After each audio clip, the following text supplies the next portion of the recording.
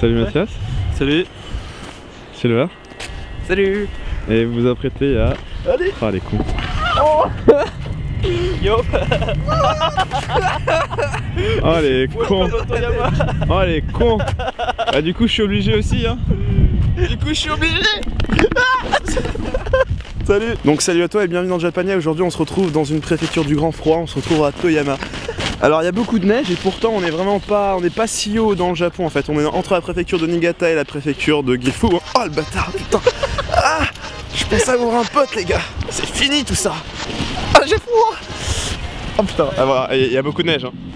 Donc Toyama c'est une préfecture située à peu près 2h20 en Shinkansen de Tokyo ou bien 5-6 heures de bus. Et pourtant, malgré le fait que ce soit bien desservi, en fait c'est une région assez peu connue du public, c'est une région assez peu connue des étrangers, des occidentaux et des touristes en général. Et pourtant ça vaut carrément le détour. Donc moi aujourd'hui mon objectif ce sera de te donner quelques raisons pour lesquelles tu te dois de visiter la préfecture de Toyama.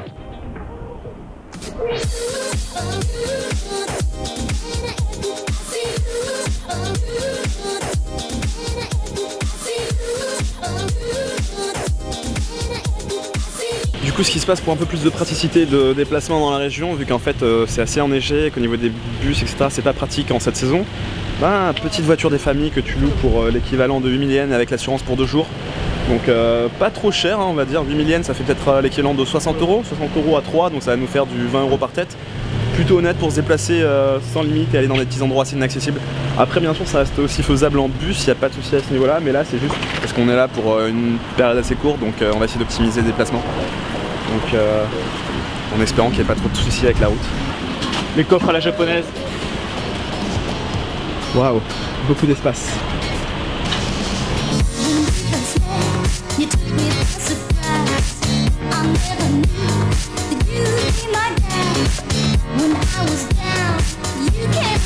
Donc c'est le port d'Izumi, petite ville d'Izumi qui est placée un peu au milieu de nulle part. Et là en fait là t'as la mer du Japon qui est juste là, avec la petite chaîne montagneuse là, donc les Alpes japonaises. Et même si la météo est pas top hein, en fait ça reste super beau, je sais pas pourquoi mais moi avec là c'est le kiff. C'est vraiment un super paysage quoi. Je suis comme un gosse avec cette neige. Ça coupe le souffle franchement. Ça. Mais j'imagine avec un beau temps ici ça doit juste être mais exceptionnel. Même donc, avec un peu de nuages ça donne une petite ambiance un peu mystique tu vois, avec la mer tout ça, c'est vraiment très sympa quoi. Donc là on est à Isohanabi Onsen, donc à Amaharashi. Et c'est l'un des meilleurs onsen du coin, donc ça va, c'était 1080 yens, donc l'équivalent de 7-8 €. Et c'est vrai que ça fait assez haut chalet, donc assez classe. Écoutez, j'espère qu'on va avoir un bon petit onsen des familles. Je pense qu'on va pas être déçus. Ouais. Mais bien, on a un petit onsen privé. C'est ça, il n'y a personne. C'est peut-être pour ça aussi qu'ils nous ont laissé entrer, parce qu'à la base, normalement, c'est réservé juste aux clients de l'hôtel. On est obligé de dormir ici. Non, ça c'est sympa, ça manque un peu de l'Otembolo, le vin extérieur. Ouais. Je crois qu'on a un deuxième. Ouais, c'est celui qui est là-bas. L'Otembolo, c'est la vie, les gars, franchement. Si vous venez au Japon, ne vous en faites pas, c'est du gâchis. C'est comme acheter un gâteau au chocolat. Un exemple de merde. Le problème, c'est que j'ai pas d'exemple.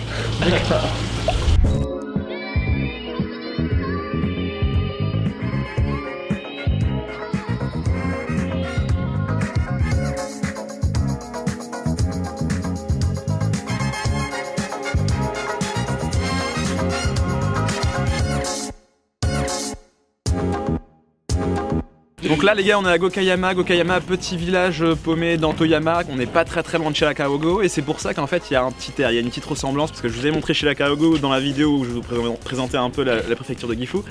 Et vous voyez ces petits toits de chaume, hein, avec la paille etc, petite maison japonaise traditionnelle. C'est sympathique de le voir cette fois-ci par la saison hivernale et tout donc non c'est cool. Il y a quand même quelques touristes, je m'attendais pas à ça malgré le temps dégueulasse. Donc non c'est sympa. Non, je fais pas le cours parce que je sais qu'il va se venger sinon. Oh le con. Donc ce qui a fait la force de ce voyage en fait c'est que j'étais bien entouré par mes amis. Donc c'était clairement un voyage passé sous le signe de l'aventure, de la découverte, de l'amitié et surtout de la confiance. Ouais. Tu fais quoi? J'essaie de démarrer le chauffage. Du coup on va manger à la bonne franquette. Pour changer tiens, il y a personne. Un petit orgasme gustatif, ça fait vraiment du bien.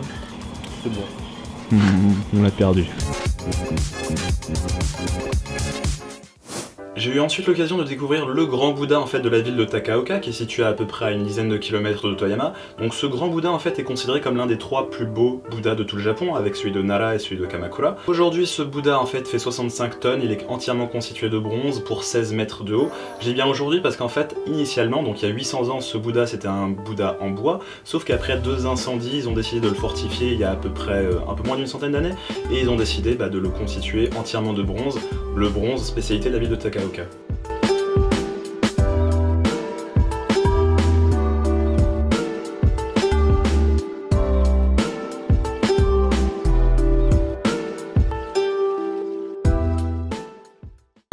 Yukinabe Matsuri, Toyama jour 2. Ce qu'on disait, ce qui manquait un peu à Toyama sur ce premier jour, c'était un peu le côté humain. On trouvait les gens assez froids en fait, les gens assez peu souriants par rapport à l'expérience qu'on a pu avoir dans d'autres préfectures. Et là justement avec ce Matsuri, l'objectif ça va être d'essayer de rencontrer un peu plus de gens, avoir un peu plus de sourires, des petites interactions un peu plus chaleureuses que ce qu'on a pu avoir jusque maintenant. 熊肉って普通って鍋だけで食べるんですか？鍋以外食べます。熊の肉ってあと何して食べられる？鍋以外でなんか熊します。焼肉。焼肉もある？うん。そうそうそうそう美味しいですよ。でもね美味しい。油がすごい。あ、ここからいなは？ちょっとそのままでちょっとかけてもいいかもしれない。ちょっとだけ。このね麹が入ってこれ味噌、これ醤油。ぜひ美味しいですよ。ありがとうございます。はいありがとうございます。 Silver, l'ours, première fois de ta vie? Première fois de ma vie. Bonjour.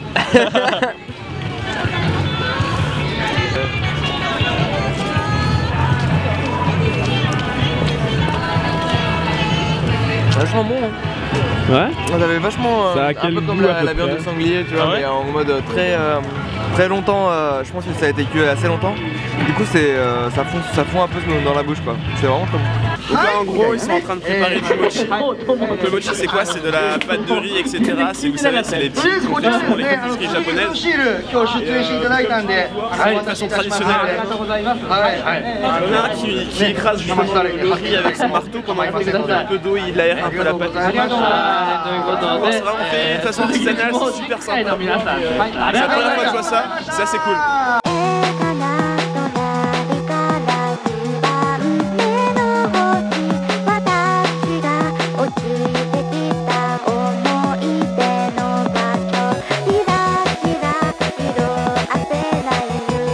Petit arrêt express au milieu de la route, il n'y a personne, on est au milieu des gorges de Kurobe, donc on est seul, avec la nature, avec les montagnes, avec les rivières, la neige, c'est beau franchement.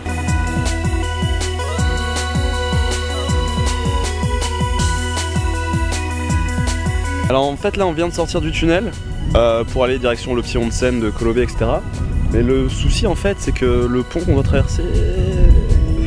il est un peu chargé, Situé à l'entrée des gorges de Kurobe, on a ensuite eu l'occasion de se rendre dans le village d'Unazuki, qui est en fait le plus grand village à onsen de la préfecture de Toyama.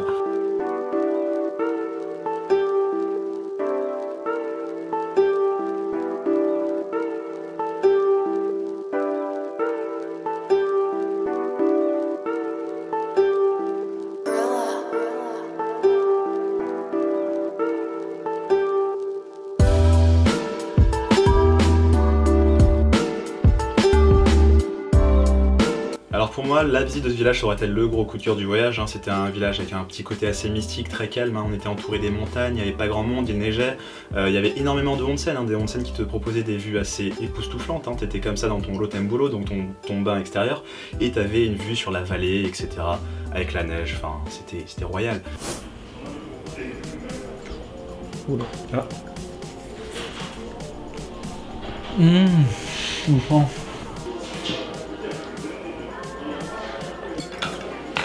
C'est le bœuf de Kobe de la mer les gars. Magnifique. Pas de mots. Kampai. Là ça va l'entendre bientôt. Oui, c'est chance. Pour le service. Oh. 2つずつ召し上がってください。ありがとうございます。大名巻きっていうアラカルト巻きです。ありがとうございます。お醤油つけなくていいですから。ちょっとピリ辛の黒七味乗ってます。Le responsable du café à Koulobé, on est parti boire un petit cocoa. Exactement. Qui nous a commandé de venir ici. On est venu. Et du coup on leur a dit qu'on était de sa part et les gars ils nous régalent forcément, c'est comme ça que ça marche la relation tu vois. Ouais c'est vrai, là ça marche quand même très bien, les mecs sont super sympas quoi. Surtout que c'est vraiment une qualité commune quoi. Je mettrai le nom du resto en description etc si jamais les gens sont de passage. C'est vraiment de bonne qualité et c'est pas cher en fait pour ce que c'est en fait. Allez les gâteaux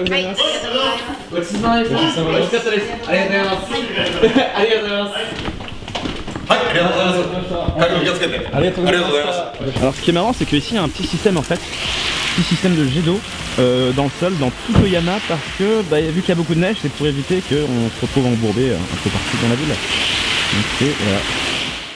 Alors attention, ce que je t'ai montré ce n'est qu'un fragment de ce qu'il y a à voir ou à faire à Toyama, hein. Il y a tellement de choses en fait qui ne sont faisables qu'à certains moments spécifiques de l'année, donc des activités assez saisonnières. Par exemple, il y a toute la route alpine donc de Tateyama à Koulobé avec ses murs de glace de 20 mètres de haut. Celle-ci elle n'ouvre qu'en mois d'avril jusqu'au mois de novembre, quelque chose comme ça. Donc en gros, tu vois, il faut venir à certaines périodes de l'année pour pouvoir faire certaines activités. Bon en tout cas, j'espère que cette petite vidéo t'a plu, hein, et si c'est le cas, t'hésites pas à te manifester, à le faire savoir, hein, tu sais comment faut faire. Et dis-moi du coup dans les commentaires, toi qu'est-ce qui t'a le plus intrigué en fait dans cette préfecture, qu'est-ce qui te donnerait le plus envie de la visiter, hein, tu vois, comme d'hab, c'est pour ma petite lecture dans le train. Enfin bref, je te dis merci d'avoir regardé, merci d'être toujours fidèle au poste, tchou tchou bye bye, et à la semaine prochaine.